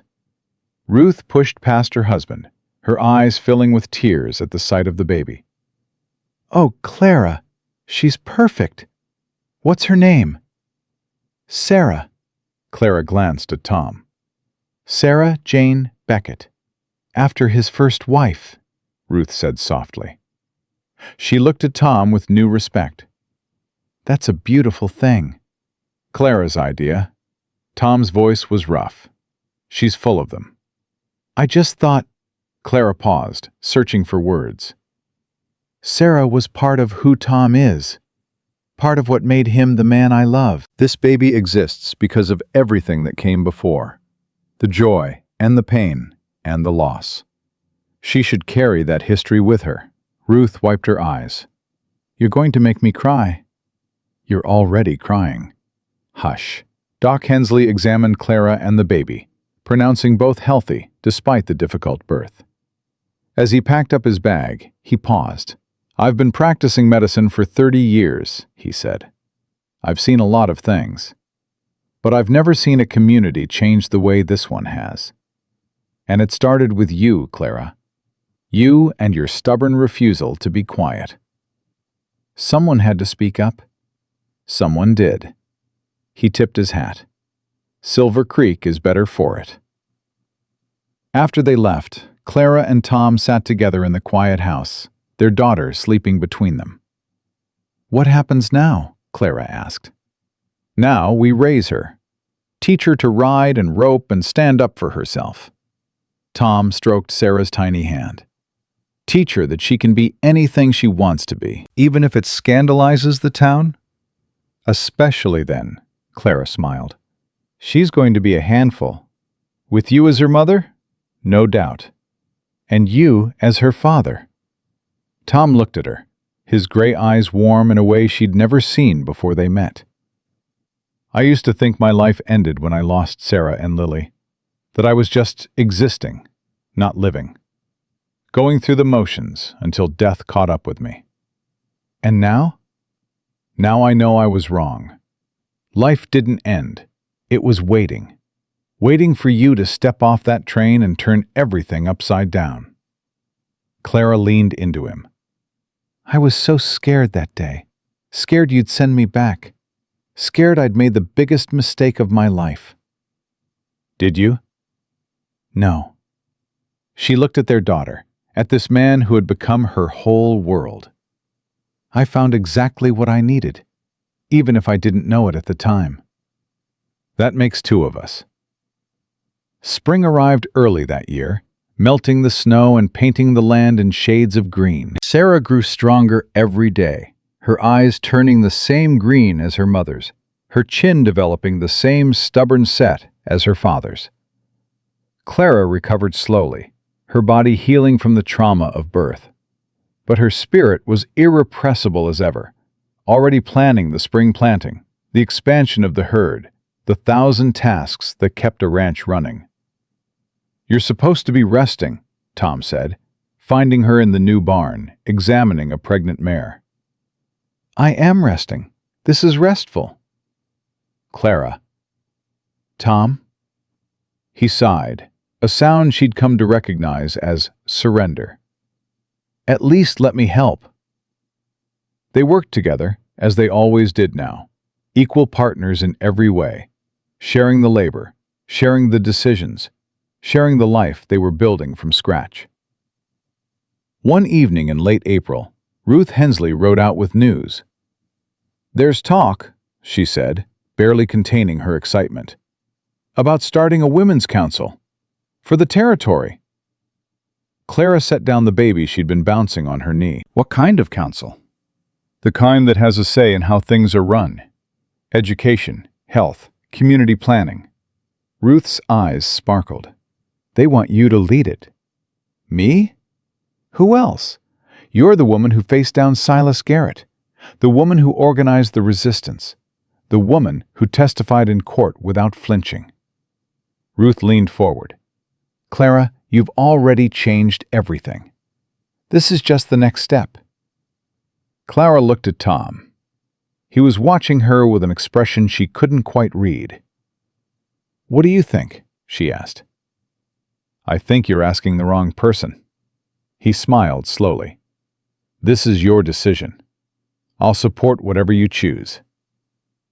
Even if it means more scandalized townspeople? More whispers about your unconventional wife? Especially then." He crossed to her, taking Sarah from her arms. "You didn't come all this way to be quiet, Clara. Don't start now." Clara turned back to Ruth, her heart pounding with a mixture of fear and excitement. "Tell them yes." The first meeting of the Silver Creek Women's Council took place in May, in the same church where Clara and Tom had been married. 20 women attended, farmers' wives, merchants' daughters, widows, mail-order brides. All of them with stories. All of them with voices that had been silenced for too long. Clara stood at the front, Sarah in her arms, and looked out at faces both familiar and new. "I'm not going to give a speech," she said. "I'm not a politician, and I'm not a leader. I'm just a woman who got tired of being told to be quiet." Murmurs of agreement rippled through the crowd. "We all have different reasons for being here. Different hopes, different fears, different dreams for our futures. But we have one thing in common. We've been taught that our voices don't matter, that our opinions are less valuable because of our gender, that our place is in the home, silent and invisible." Clara's voice strengthened. "I'm here to tell you that's a lie. Every single one of us has something to contribute. Ideas worth hearing. Strength worth recognizing. We don't have to wait for permission to be powerful. We already are." Sarah chose that moment to make a sound, a happy babble that drew laughter from the assembled women. "And we're raising the next generation," Clara added, smiling down at her daughter. "Let's make sure they inherit a world where they don't have to fight as hard as we did." The applause that followed wasn't polite or restrained. It was fierce, full-throated, the sound of women finally allowing themselves to be heard. Afterward, Tom found her outside the church, still holding Sarah. "How'd it go?" "We're going to change the world." "I don't doubt it." He pulled her close, careful not to squish the baby. "Mrs. Beckett, you are a force of nature. Just wait until your daughter gets older. Then you'll really see something." He laughed, and the sound warmed Clara all the way through. 5 years later, Clara stood on the porch of their expanded house, watching her daughter chase chickens across the yard. Sarah was wild and fearless, with her mother's spirit and her father's stubbornness. She could already ride better than most adults and had opinions about everything. "She climbed onto the barn roof again," Tom said, joining Clara with 2 cups of coffee. "Of course she did." "You're not worried?" "I'm terrified every single day." Clara accepted the cup. "But I'm not going to clip her wings because of my fear. That's how you create broken women." Tom nodded slowly. "She asked me yesterday where babies come from." "What did you tell her?" "That she should ask you." Clara laughed. "Coward. Strategic retreat." They stood in comfortable silence, watching their daughter live at full volume. The ranch had prospered over the years. The herd numbered in the hundreds. The gardens produced enough to sell at market, and the community they'd helped build was thriving. "Do you ever think about it?" Tom asked quietly. "The way things might have gone?" "Sometimes. Late at night, when I can't sleep." Clara leaned into him. "I think about what would have happened if I'd been the quiet wife you asked for." "I'd have been miserable." "You'd have been safe." "Same thing sometimes." He kissed her temple. "I'm glad you weren't quiet, Clara. I'm glad you rode in here and turned everything upside down. I'm glad you taught me that love isn't about protection. It's about partnership." "We taught each other that." "Maybe, but you started it." Sarah came running toward them, her dark braids flying, her face flushed with triumph. "Mama, Papa, I caught one!" "Caught what?" "A frog, the biggest one ever! Can I keep him?" Clara looked at Tom. Tom looked at Clara. "Where would you keep a frog?" Clara asked. "In my room. I'll build him a house. Please, Mama, please." "What would you name him?" Sarah considered this seriously. "King Frederick the Magnificent." Tom snorted. Clara bit her lip to keep from laughing. "King Frederick can live in the barn," Clara decided, "if you promise to take care of him." "I promise, I promise." Sarah was already running off. "Thank you, Mama. Thank you, Papa." "We're going to regret this," Tom said. "Probably," Clara smiled. "But we're raising her to be curious and caring and completely unafraid. A frog seems like a small price to pay." "You're going to say that when we find frogs in the house." "I'm going to say that no matter what happens." Clara turned to face him. taking his hands. "Tom, 5 years ago I stepped off a train into the unknown. I was terrified and desperate and had nothing but hope. And now? Now I have everything." Her voice caught. "A home, a family, a community that values my voice, a husband who loves me exactly as I am, loud, stubborn, completely unquiet." Completely perfect, Tom corrected. Nobody's perfect. "You're close enough." He kissed her then, long and sweet, while their daughter shrieked with joy in the background, and the Montana sun warmed their faces. When they finally pulled apart, Clara whispered against his lips, "You wanted a quiet wife, Tom Beckett. I got something better." "What's that?" He smiled, that rare, full smile that still made her heart skip. "I got you." Clara laughed, and the sound carried across the land they'd fought for, the home they'd built, the life they'd claimed against all odds. Behind them, Sarah was attempting to introduce King Frederick to the barn cats. Before them, the future stretched wide and bright and full of possibility. And all around them, the territory they'd helped transform hummed with the voices of women who would never be silent again. This was what it meant to be truly free. Not the absence of struggle, but the presence of choice. Clara Jane Whitmore Beckett had traveled 1,000 miles to become a mail-order bride. She had become so much more. A wife, a mother, a leader, a force. A woman who had learned that the wildest thing in the West wasn't the land, or the weather, or the outlaws. It was the spirit of someone who refused to be broken. And that spirit would echo through generations, carried in the hearts of daughters and granddaughters, a legacy of courage that no one could ever take away. The cowboy had wanted a quiet wife. He got a wildfire instead. And together, they had set the whole world ablaze.